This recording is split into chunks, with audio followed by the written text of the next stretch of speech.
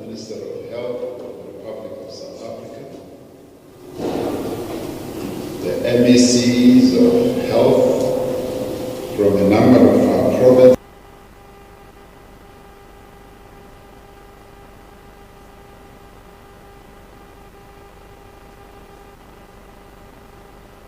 who are here present, representatives of Labour, representatives of various political formations in our country, members of Parliament, particularly the Portfolio Select Committee members, whips and what have you, public representatives and members of the media, distinguished guests, and ladies and gentlemen. We are gathered here today to bear witness to the signing into law of the National Health Insurance Bill, which at the stroke of the pen is about to become an act of Parliament.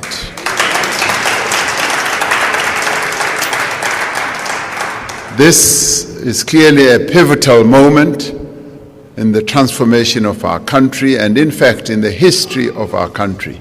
It is a milestone in South Africa's ongoing quest for a much better, just society.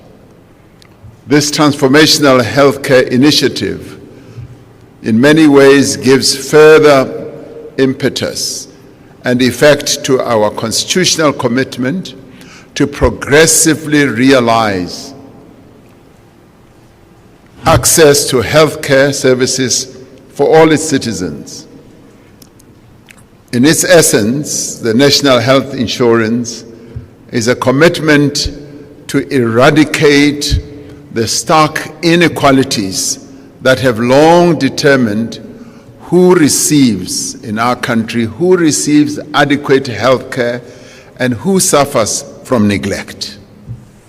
By putting in place a system that ensures equal access to health care, regardless of a person's social and economic standing and circumstances, the NHI takes a bold step and a stride towards a society where no individual must bear an untenable financial burden while seeking medical attention. Now, this vision is not just about social justice. And this vision is not a new one, as you have heard, and I'll refer to it a little later. It is also about efficiency and quality. The provision of healthcare in this country is currently fragmented. It is unsuitable and it is wholly unacceptable. The public sector serves a large majority of the population, but faces budget constraints. The private sector serves a fraction of society at a far higher cost without a proportional improvement in health outcomes. Now, addressing this imbalance requires a radical reimagining of resource allocation and a steadfast commitment to universal health care, a commitment we made to the United Nations. And let it be clear that universal health care is a global initiative in many ways, where a number of countries are moving towards universal health care, and we as a country have made a global commitment that we are going to have universal health care. So those who are trying to hold us back to a fragmented system are completely out of line with the global vision that has been set, which we are a part of. Remembering that South Africa is part of the global community, so we are not mad, we are not outliers, we are very much in line with what is happening in the global community. The real challenge in implementing the NHI lies not in the lack of funds, but in the misallocation of resources that currently favors the private health sector at the expense of public health needs. That's where the problem is. The NHI bill presents an innovative approach to funding universal health care based on social solidarity. And solidarity is important. It's an important concept, and I digress for a minute by also reminding us that when we faced a global challenge which was brought about by COVID-19, we harped on the issue of solidarity. And we kept saying we want international solidarity so that those countries, particularly in the Northern Hemisphere, who have been able to have much better systems, aided and abetted by the colonialism, the empowerment that they received from raping and pillaging the resources of countries that they had colonized, that they must pledge solidarity. And we did so when it came to vaccines, we did so when it came to PPEs, we did so also when we came to debt relief. And we said, we need solidarity. And it was embraced to a large extent, even by those in the Northern Hemisphere. So this concept of solidarity proposes a comprehensive strategy that combines various financial resources, including both additional funding and reallocation of funds already in the health system. This approach ensures contributions from a broader spectrum of society, emphasizing the shared responsibility and mutual benefit envisioned by the NHI. I repeat, the shared responsibility that we all have as South Africans. Now, the financial hurdles facing the NHI can be navigated with careful planning, strategic resource allocation, and a steadfast commitment to achieving equity. And let me repeat, achieving equity. And this is, I want to emphasize this point, that achieving equity is what the struggle against apartheid has been all about. And it continues to be about that we should have equality. Now we cannot have a situation where there is a portion of the South African population that continues to live under an unequal system, whilst the others continue to live under a privileged type of system. This is completely against what the ethos of our democracy is. So for those who would like to see those privileges that they've continued to enjoy continuing, sorry, you are on the wrong boat. The boat that we are on is about equality. Now, the NHI carries the potential to transform the healthcare landscape, making the dream of quality, accessible care a reality for all its citizens. Now, I will not go into the criticisms that have always been levied about this type of system we want to establish. The NHI Fund will procure services from public and private providers to ensure all South Africans have access to quality health care. The NHI recognizes the respective strengths and the capabilities of the public and private care health systems.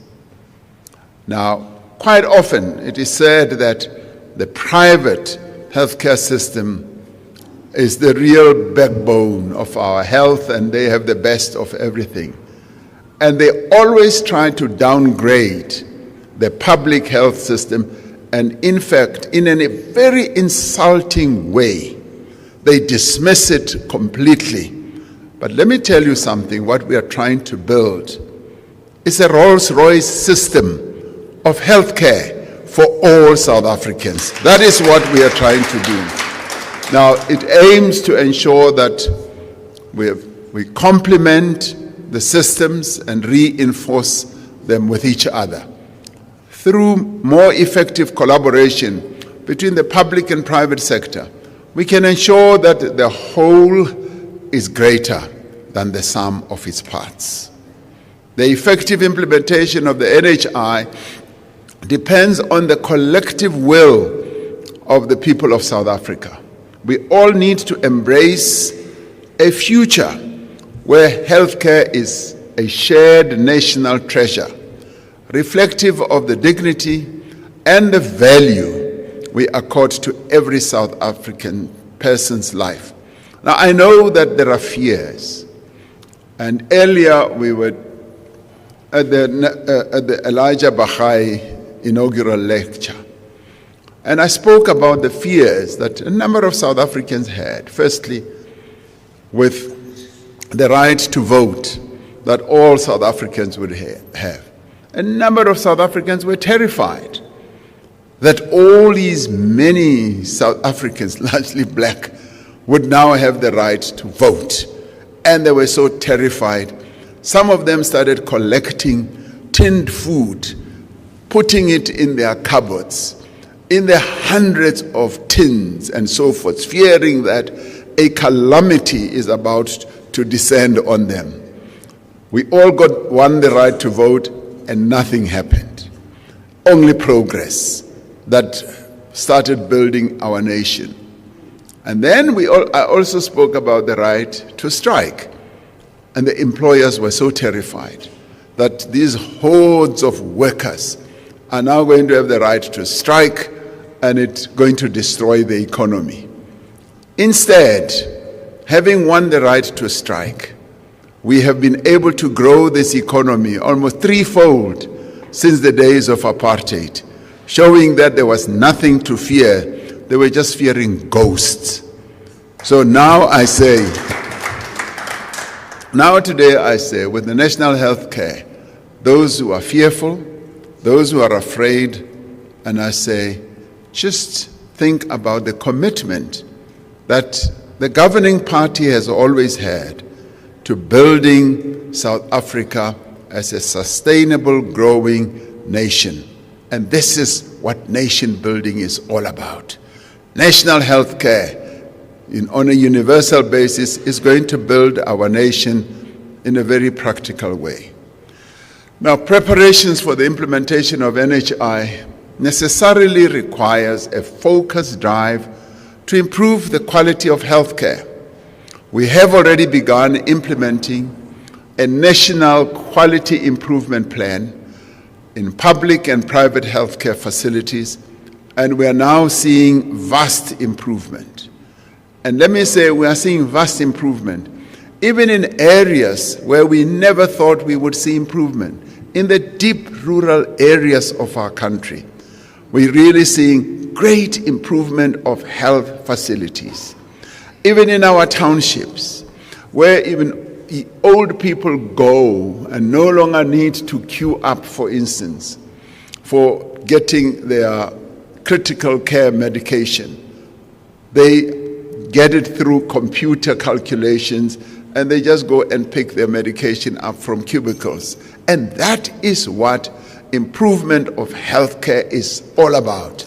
It's happening in the townships. I go to the deep rural areas in Limpopo, in KZN, in Northwest, and I go to hospitals right in the rural areas. And I'm always amazed that they have the same machines, MRI machines, whatever they are called, right in rural areas. Machines that are able to beam information immediately to doctors in Johannesburg, to doctors wherever in the world, and they are able to do the diagnosis. That is the journey we have embarked upon. Now, that is the improvement of our healthcare. Now, the detractors always talk about the very negative, where we are effecting improvements, where they will talk about, oh, the shortage of this headache pill in hospital X or in clinic Y and so forth. And then they want to bring the whole temple of NHI down. And we say, no, we are improving. Now, in signing this bill, we are clearly signaling our determination to advance the constitutional right to access health care as articulated in Section 27 of our Constitution. Remember, Section 27 of our Constitution is what we all as South Africans said we wanted. We went across the length and the breadth of the country, consulting our people, and our people said, we want those who are going to finalize the drafting in the Constitutional Assembly to insert this type of clause in our Constitution. And the Section 27 says, and I want to read it, it prescribes that everyone has the right to have access to healthcare services, including reproductive health care. And it goes on to say the state must take reasonable legislative and other measures within its available resources to achieve the progressive realization of each of these rights. And it goes on to say, no one may be refused emergency medical treatment. But if you read it more carefully, it says, no one may be refused medical treatment here in South Africa. That is what the people of South Africa wanted. And this is what we are signing to today. That's what we are signing to. Now, Minister Patla referred to the African claims on health. I want to refer to that as well, because this has been an 81-year struggle. Conceived in the African claims and inserted in that claim is the following. They had a paragraph talking about public health care and medical services. And they said, we regard it as the duty of the state to provide adequate medical and healthcare facilities for the entire population. Carefully listen. Not for a section of the population, for the entire population of the country. We deplore, they said, 81 years ago, and deprecate the fact that the state, and they used to use good English, we deplore, and they were very educated, these, we deplore and deprecate the fact that the state has not carried out its duty to the African in this regard, and has left this important duty to philanthropic and voluntary agencies. As a result of this gross neglect, the general health of the entire African population has deteriorated to an alarming extent. We consider that the factors which contribute to this state of affairs are these: the low economic position of the African, which is responsible for the present gross malnutrition, general overcrowding, higher mortality and morbidity rates. Now, who are the people 81 years ago who penned down this African claim? I want to give you just an insight of some of them. Some of them. It was an R.G. Baloyi, who was the TG of the ANC, R.T. Bokwe, who was a medical doctor, Reverend James Talata, a priest and Secretary General of the ANC, Godlo, member of the Native Representative Council, Kabane, teacher, Moses Kotani, Secretary of the South African Communist Party, and a member of the ANC, Mac Lipodisa, a trader, businessman, Reverend Zed Mahabane, minister chaplain of the ANC at the time, Makabani, Mapikela, ZK Matthews, Mbata, Govern Beki, Mwerani, who was a teacher, member secretary of the Natal Bantu Teachers Association, Mufusanyane, member of the committee NEC of the ANC, Molema, J.S. Moroka became president of the ANC, Mpitso, Mtimkulu, there were many Mtimkulus. Dr.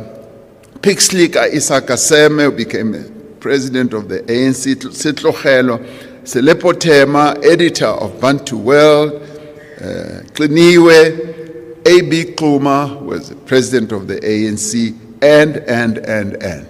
Now, this is a galaxy of really outstanding leaders of our people at the time. 81 years ago, were they mad? No. Were they clear about what was needed in this country? Yes. 81 years later, we are achieving the dream that they set out. Now, given that it took 82 years for the African National Congress, that's the governing party of this country, to achieve the freedom that we today enjoy, it has taken 81 years to get an achievement of the African claims. And that is why I'm going to sign this bill.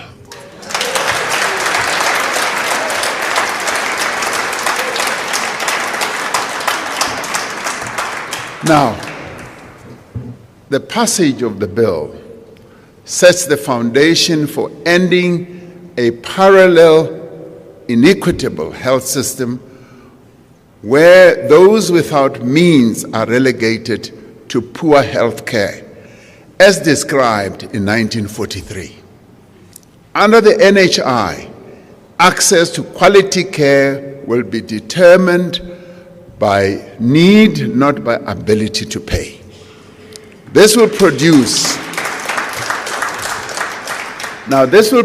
better health outcomes and prevent avoidable deaths, as they also envisaged in 1943. The NHI is an important instrument also to tackle poverty, as these leaders envisaged in 1943, as they said it was responsible for overcrowding, for poverty. The rising cost of healthcare makes families poorer. It is sad to hear families saying, and then I had to pay this amount, and that amount. By contrast, healthcare provided through the NHI will free up resources in poor families for other essential needs. And through this, we will be able to reduce poverty. We will be able to reduce inequality. And this is an essential step on our journey as a nation to make the lives of our people better. The NHI will make healthcare in the country as a whole more affordable. The way healthcare services will be paid for is meant to contain comprehensive healthcare costs and to ensure that available resources are more effectively used. Through the NHI, we plan to improve the effectiveness of healthcare provision by requiring all health facilities to achieve minimum quality health standards and be accredited. Following the signing of this bill, we will be establishing the systems and putting in place the necessary governance structures to implement the NHI based on the primary healthcare approach. Now, the implementation of the NHI will be done in a phased manner, in a phased approach, with key milestones in each phase rather than an overnight event. Now, some fear that yes, overnight, it is just boom, going to happen. And we are saying it's going to be phased. And if you are afraid of the NHI, take heart and courage from the fact that we are going to implement NHI in a phased manner so as to ensure that every sub-milestone becomes an important one to make the NHI much more effective. So that's what we are going to do. Fear not, I say, fear not. There's been much debate about this bill. Some have expressed concern, some have expressed opposition, and some have expressed support. What we need to remember is that South Africa is a constitutional democracy. We are a democracy. The parliament that adopted this legislation was democratically elected, and its members carried an electoral mandate to establish the national health insurance. So they did not just dream of it on their own, much as they were inspired by what the drafters of the African Claims said in 1943. But they were very careful in making sure that it goes through Parliament, various committees, various consultation processes, and it is carefully considered by all and sundry, including myself as president. Having given it due consideration, I have now arrived at the conclusion that it must be an act of Parliament. Of course, South Africa is also a country that is governed by the rule of law, in which no person may be unduly deprived of their rights. We have a clear Bill of Rights, we have a really robust constitution, so those who fear that this bill or this act is going to erode their rights, just be rest assured that there is a constitution, there's a Bill of Rights that protects all of us.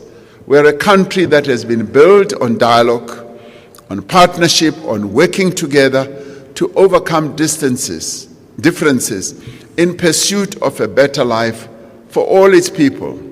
The NHI is an opportunity to make a break with the inequality, inequity, and inefficiency that has long characterized our approach to health to the people of South Africa, as seen also in 1943.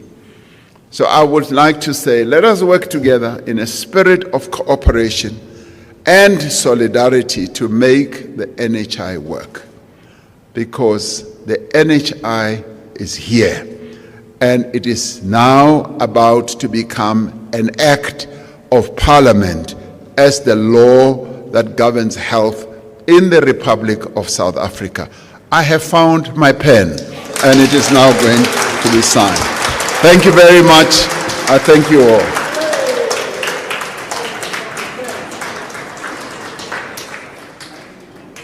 With an applause, another big round of applause.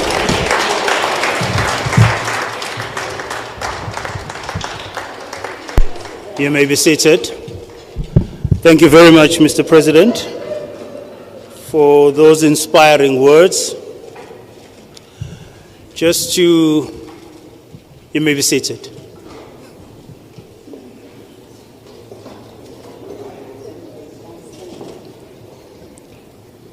Just a few acknowledgements of some of the dignitaries that have graced us with their presence to witness this momentous occasion. We have the World Health Organization country representative amongst us, Mr. Fabian Ndenzako. We also have the President and the CEO of the Health Professionals Council of South Africa. We have the Chair of the Portfolio Committee, Health Portfolio Committee, Dr. Jacobs. We also have the chair of the NCOP, Health Select Committee, Mr. Zoisile Njandu. I'd also like to recognize all health professionals that are here with us, as well as leaders and representatives of big business that are also here. Also like to recognize Minister Nzimande. You're welcome, Perpetua. And also recognize Minister Chulas Nglesi, the Minister of Employment and Labor. And lastly, recognize Ubaba Utinangwe, the Deputy Minister of Health, Dr. Sibongiseni Dlomo. We also have, even though I said lastly, the DG in the presidency, Ms. Pindile Baleni, in our midst. And we also have the DG from the Department of Health, Dr. Nicholas Crisp, who has a lot of work ahead of him in ensuring. Oh, Buthelezi, sorry, my apologies. My apologies.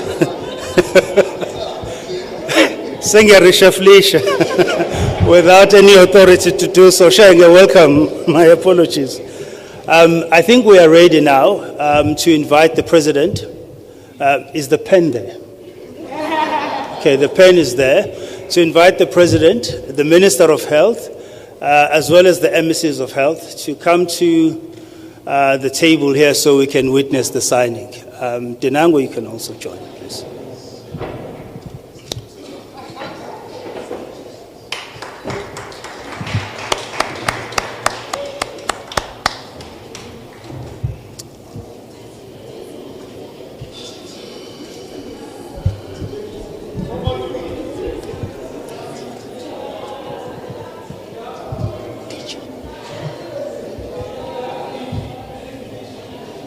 Okay, if we may please sit it, because we're blocking the view of the cameras at the back. This is a live event.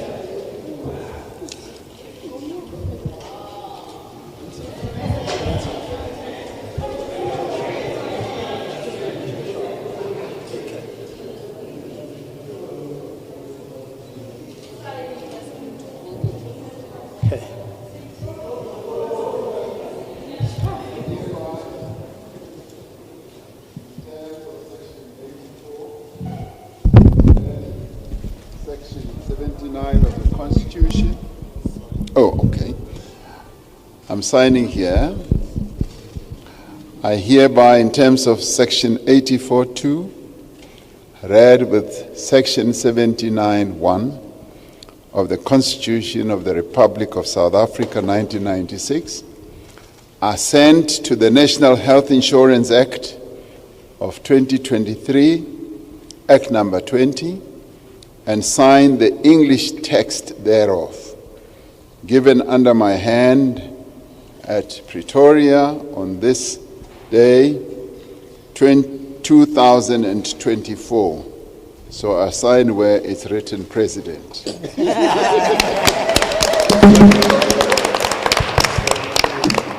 And then I then sign where the act has to be assented to.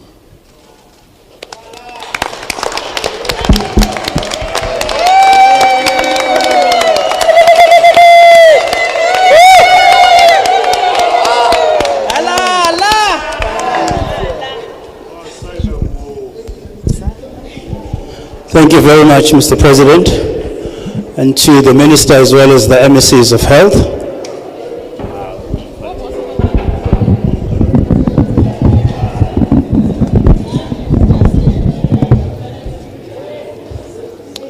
Yes, if the Minister and the Deputy Minister and the emissaries can remain in front for a picture. Thank you.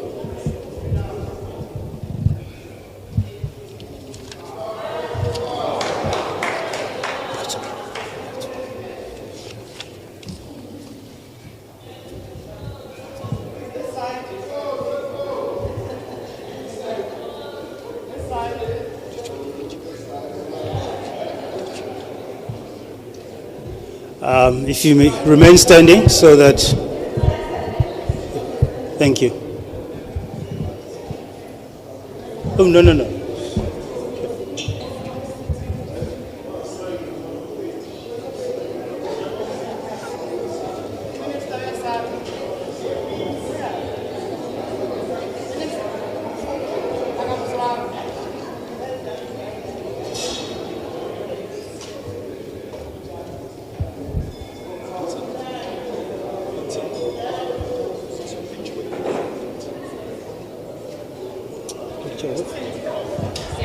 Yeah.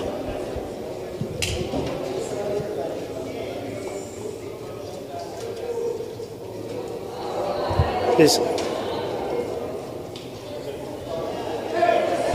Photographers in front, please do not block the cameras at the back. Thank you. Okay. The team.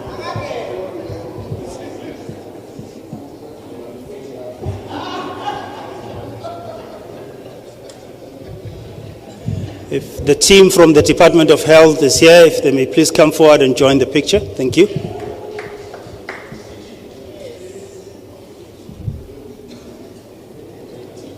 And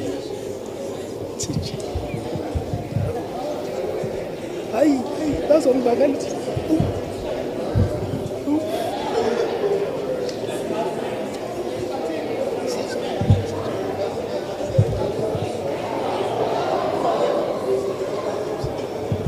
Okay, ladies and gentlemen, at the conclusion, okay, great.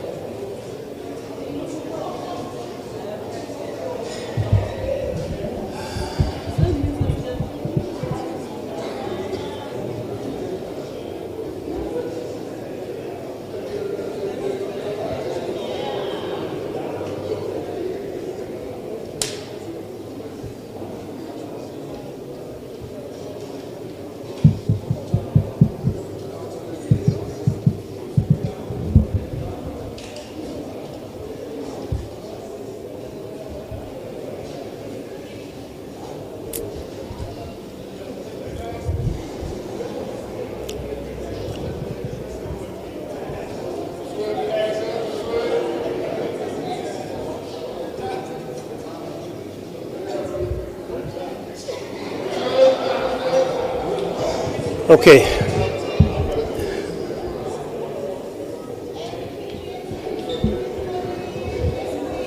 Okay, may the presidency team please join the picture.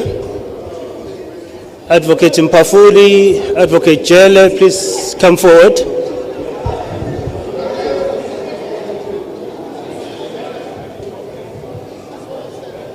Just take off your tag.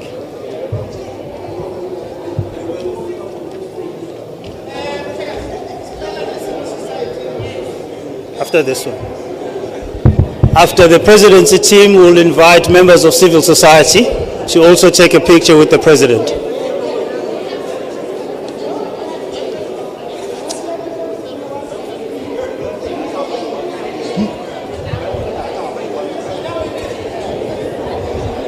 Okay, thank you very much. Mr. President, please remain in that position. Members of civil society, please come forward. Yeah, you'll take one at the end.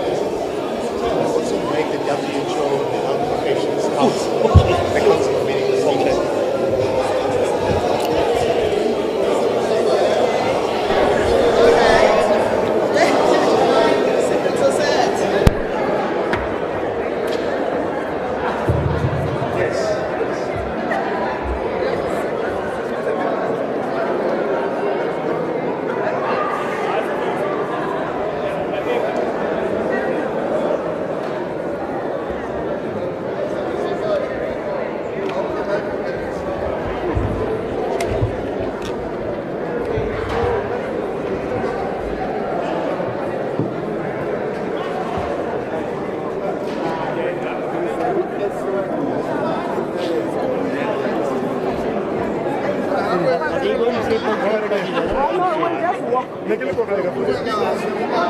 you attend that Kupela or Rowena or Tobam? Is it a wheel because the Kupela or we're going there after?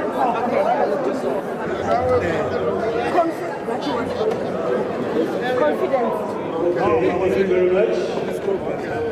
I spoke to him.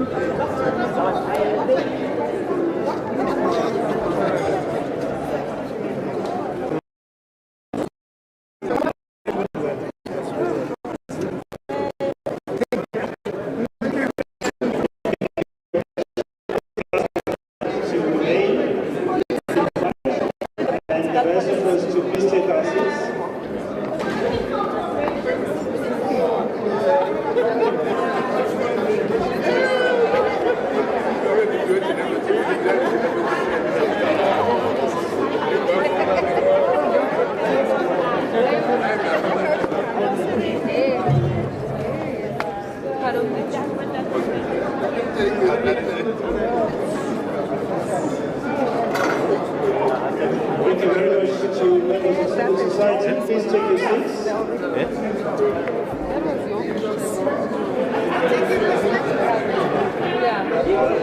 Now we'll have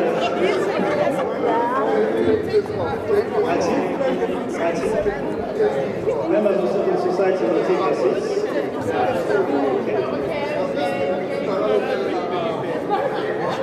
Oh, yeah.